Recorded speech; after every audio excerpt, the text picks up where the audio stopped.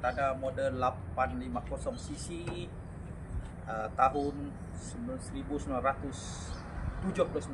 Ya, lebih kurang dekat hampir 50 tahun. Ini tayar 18, rim 18 inci. Itu dia rim 18 inci. Besar.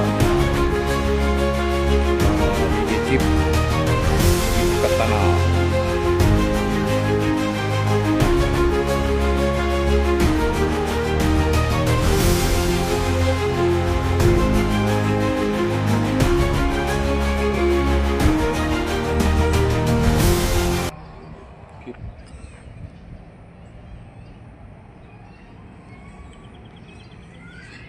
Dalam dia steady.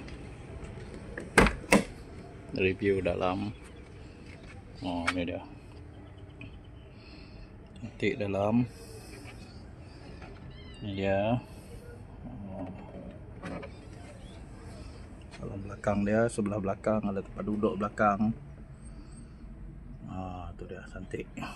Boleh tahan tahun 1979, model tahun 79, lebih kurang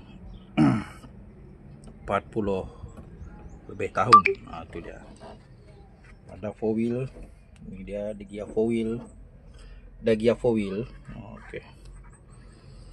Kelajuan boleh mencecah sampai 140. Itu dia, cantik.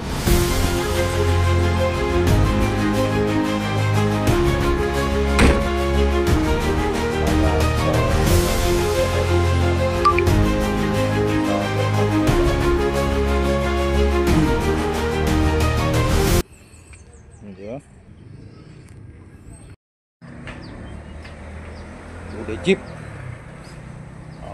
Itu dia terbaik. Itu dia. Oke, kita tengok engine. Ini engine dia.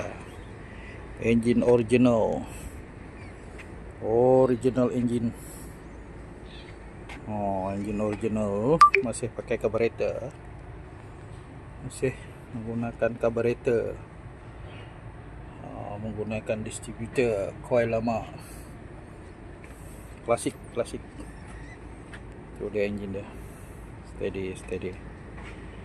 Oke.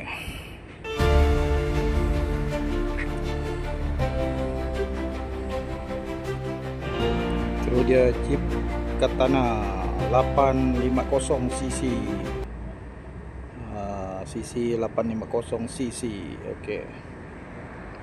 4 wheel drive.